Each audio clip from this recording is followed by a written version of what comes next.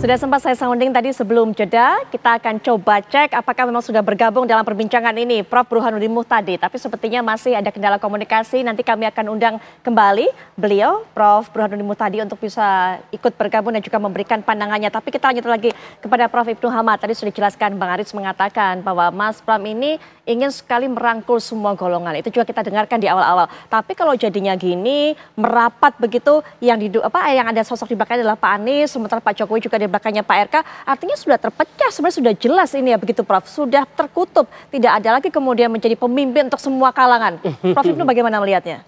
Begini, lebih dari itu saya melihat ini Jakarta kota metropolitan, penduduknya udah cerdas semua lah kira-kira kan, sudah masyarakatnya informatif.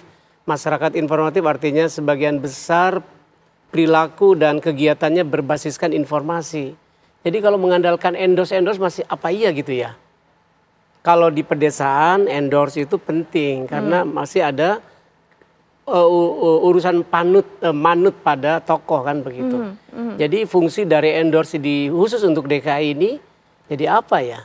Mengingat warga DKI adalah warga apalagi seperti mereka ini milenial yang acuannya tidak lagi pada orang per orang tapi pada informasi begitu.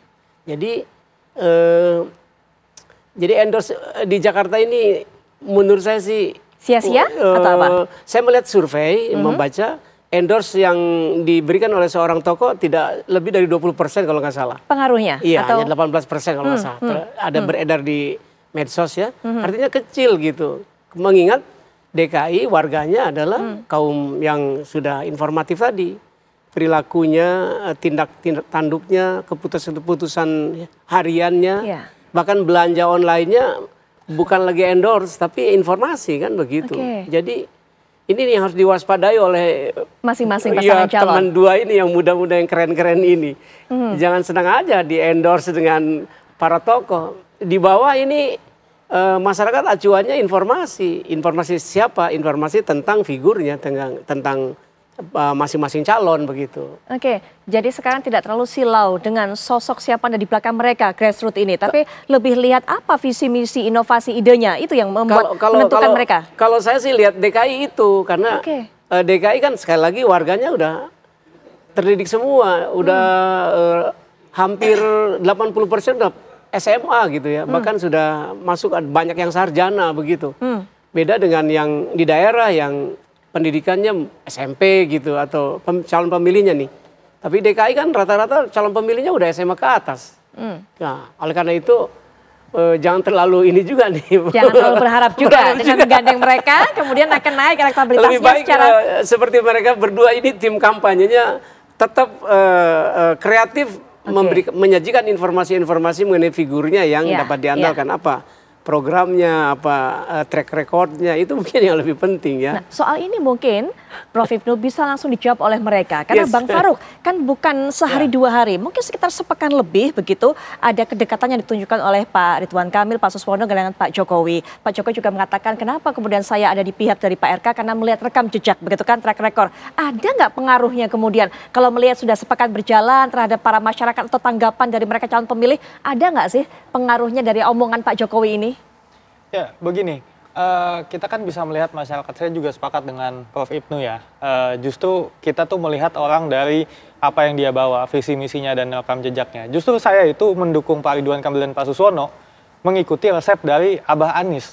Ya kan? Karena beliau menyampaikan, kalau mencari pemimpin itu lihat dari rekam jejaknya dan apa yang dia tawarkan. Dari dua itu hal saja, saya bisa menyimpulkan bagaimana melihat rekam jejaknya Pak Ridwan Kamil dan Pak Suswono ketika memegang jabatan publik yang terlihat di media dan lain-lain, tentu nggak sempurna ya, kita bisa sepakat nggak ada pemimpin yang sempurna, tapi paling tidak kepemimpinan beliau ini bisa menggambarkan bagaimana kepemimpinan itu bisa memberikan manfaat atau dampak yang besar. Kemudian juga saya juga kemudian bisa menilai dari visi misi yang disampaikan, dari visi misi yang bukletnya itu ada di halaman KPU, kan kita bisa semua kita baca ya. Punya Pak Ridwan Kamil Suswono ada, Dharma Pengalikun ada, punyanya Pak Pram juga ada di situ. Dan saya membandingkan dari situ apa yang dibawa oleh pasangan Ridho ini dan kami rasa inilah yang pas untuk Jakarta. Apakah yang sebelumnya akan dinegasikan? Enggak. kita nggak pernah ada statement akan menegasikan setiap kerja-kerja dari gubernur sebelumnya. Nggak pernah ada statement seperti itu. Yang kita ingin lakukan adalah enhancement, perbaikan. Kenapa? Karena kan tadi disampaikan juga oleh Mas Aris, ada 70% bilang ini udah oke, berarti 30%-nya bagaimana? Nah, ini kan ada 30% ruang untuk perbaikan. Masa sih kita nggak mau melakukan perbaikan-perbaikan? Ya tentu seorang pemimpin yang baik ya. Saya rasa itu punya helikopter view untuk bisa melihat apa sih permasalahan yang secara makro itu ada yang terjadi di Jakarta. Seperti itu. Dan balik lagi mengenai endorsement ya. Lagi-lagi bagi saya pribadi, ini adalah hak asasi warga negara Indonesia untuk menentukan pilihan, untuk menunjukkan pilihannya. Ini kan bagian dari kebebasan berekspresi. Selama tidak bertentangan dengan undang-undang ya boleh-boleh saja. Di belakang kita ada Pak SBY sebagai ketuanya Demokrat, ada juga Pak Surya Paloh, ada juga sebenarnya Pak Prabowo, tapi kan di sini Pak Prabowo sebagai presiden. Maka sebagai personal Pak Jokowi mendukung kami sangat terbuka. Dan bagi siapapun warga Jakarta yang mau mendukung pasangan Ridwan Kamil dan Pak Susono, kami sangat-sangat terbuka. Baik, sebelum ke Bang Aris, kita akan perkenalkan narasumber berikutnya terlebih dahulu yang sudah bergabung. Ada Prof. Burhanuddin Muhtadi, selaku analis politik UIN Syarif Hidayatullah. Assalamualaikum warahmatullahi wabarakatuh. Selamat malam Prof. Burhan. Waalaikumsalam. Waalaikumsalam, Putri. Baik, ya, Prof. Sebelum saya akan memberikan kesempatan, ya, Prof. Burhan bisa mendengar suara saya? Prof. Burhan?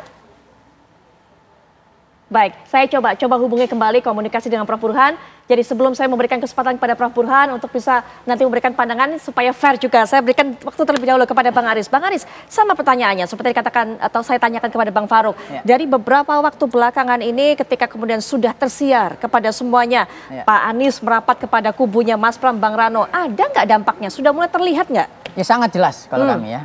Karena Mas Anies ini kan sebagai sosok gubernur yang terakhir kali menjabat di Jakarta.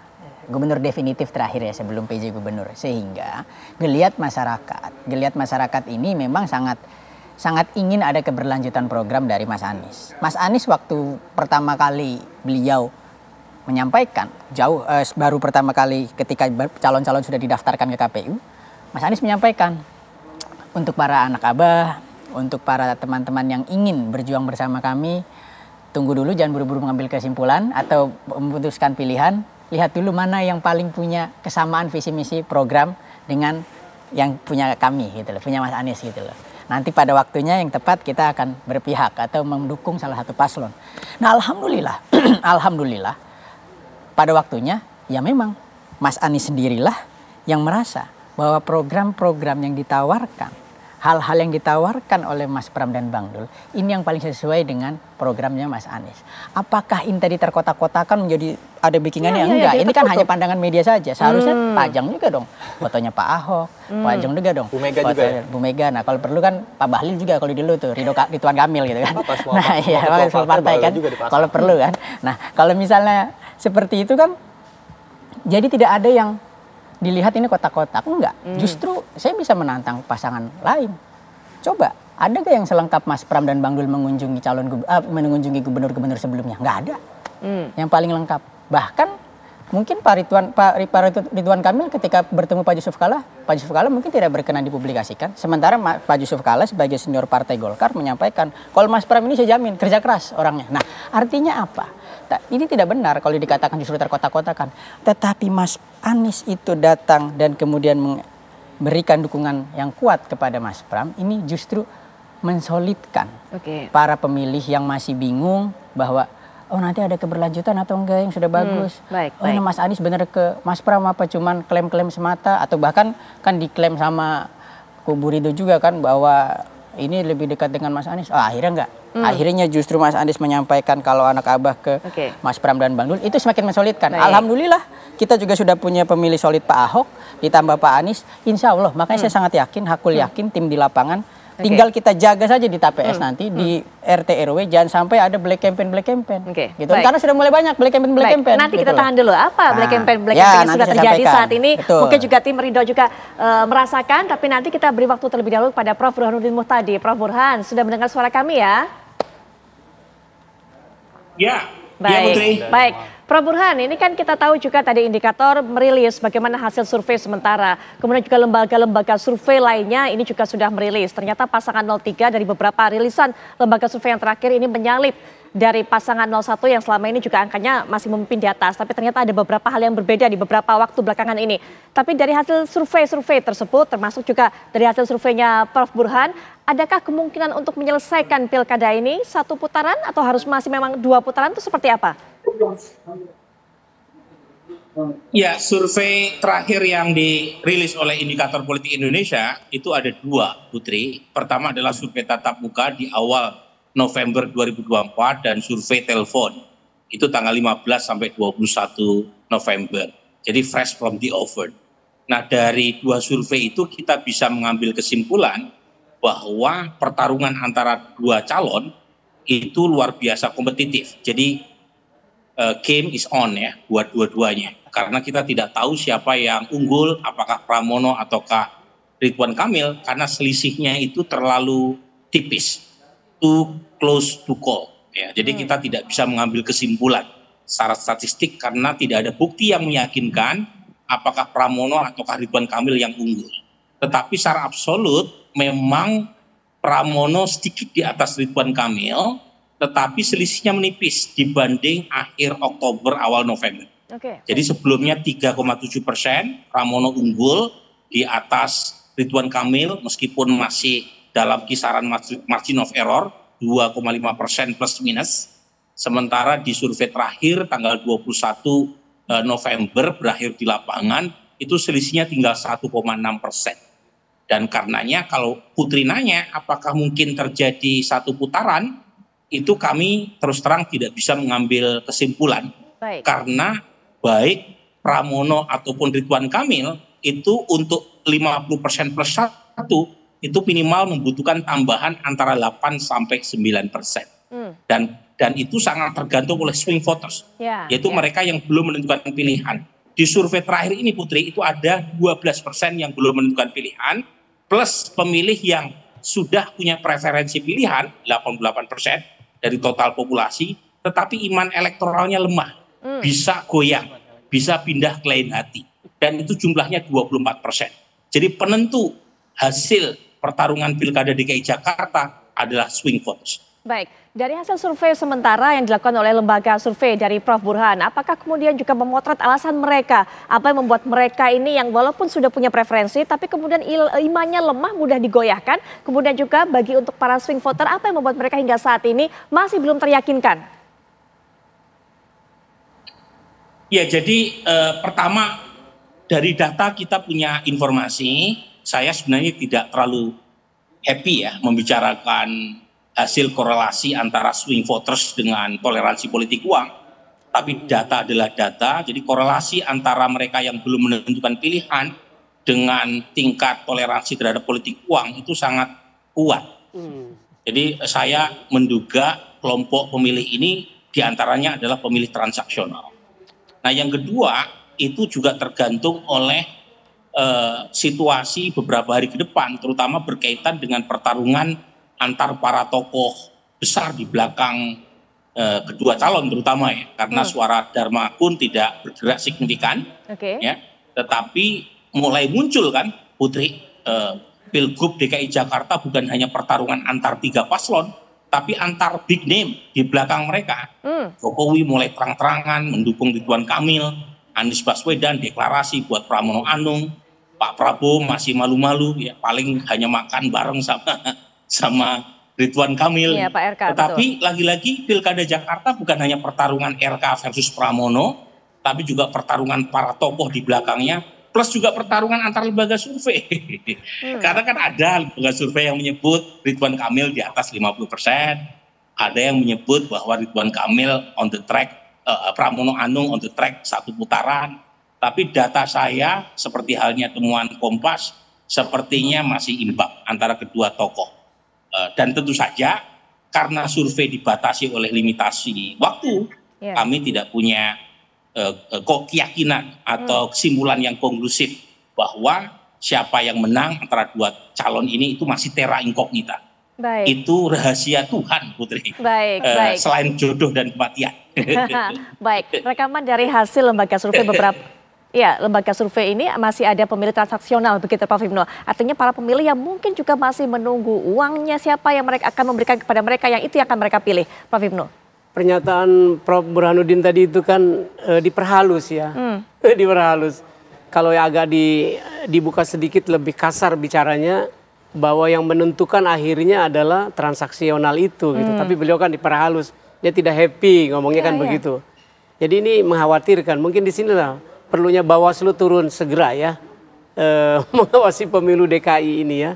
Saya khawatir ini ada lagi level ketiga, kan bukan hanya paslon yang bertarung, tapi juga tokoh-tokoh besar. Saya khawatir ada lagi yang di belakangnya. Yang dimaksudkan? Itu tadi pemasok uangnya itu loh, penyedia uangnya, bohir-bohirnya yang saya khawatir itu. Karena tokoh besarnya sudah maju, bohirnya juga ikut maju kan. Khawatir begitu, akhirnya mau tidak mau nih Bawaslu yang harus kerja kerasnya ya, Bawaslu DKI ya, harus kerja keras untuk mengawasi serangan fajar misalnya, atau politik transaksional tadi yang oleh Pak Burhanuddin agak diperhalus sedikit ya. Betul. Dengan mengatakan bahwa dia bilang saya tidak happy, artinya dia punya data tuh bahwa yang menentukan pilihan itu ujung-ujungnya ya lampiran-lampiran gitu ya. Baik. Mengerikan ya. Mudah-mudahan kalau itu terjadi gimana dong indikator DKI sebagai metropolitan menjadi indikator demokrasi ya. Sayang banget kalau terjadi ya, kalau gitu. Ya, apalagi nanti kita lihat bahwa mereka itu ternyata adalah termasuk juga swing voter, orang-orang yang belum menentukan pilihan, yang sangat kontras dengan apa katakan Prof tadi sampaikan, bahwa pemilih di Jakarta itu betul-betul rasional melihat bagaimana background, melihat bagaimana rekam jejak dan juga apa visi misi yang ditawarkan. Iya itu. Aduh, ini kalau itu kontradiksi juga dengan fakta bahwa pemilih yang diharapkan DKI ini pemilih rasional jadi pemilih transaksional, pilkada DKI jadi gimana nasibnya gitu ya. Tidak happy juga ya. Kan yang sejatinya kalau di kota metropolitan pemilihnya terdidik, lalu based on track record, tidak butuh dengan endorsement gitu kan. Semua atas keputusan rational choice masing-masing pemilih itu kan baru tuh pemilihan yang keren di sebuah kota metropolitan ya. Tapi kalau di daerah biasanya kan nunggu Thomasnya, toganya, tokoh-tokoh lainnya baru menentukan pilihan. Ini DKI kalau masih begitu juga gimana dong? Nah itu dia, nanti bisa diberikan pandangan tentunya oleh para juru bicara setelah jeda, termasuk juga Prof Burhan. Kalau tadi mengatakan ini bukan hanya perang dari para pasangan calon Prof Burhan, tapi siapa sosok-sosok tokoh-tokoh besar yang ada di belakang mereka. Mungkin nggak kehadiran kemudian para tokoh besar, terutama besok pada saat kampanye akbar ini bisa membantu para swing voter atau siapapun itu yang belum menentukan pilihan untuk mengarahkan dukungan mereka. Tapi nanti Prof Burhan dan juga Prof Hipnu kita akan bahas setelah jeda, kami sudah kembali saat lagi.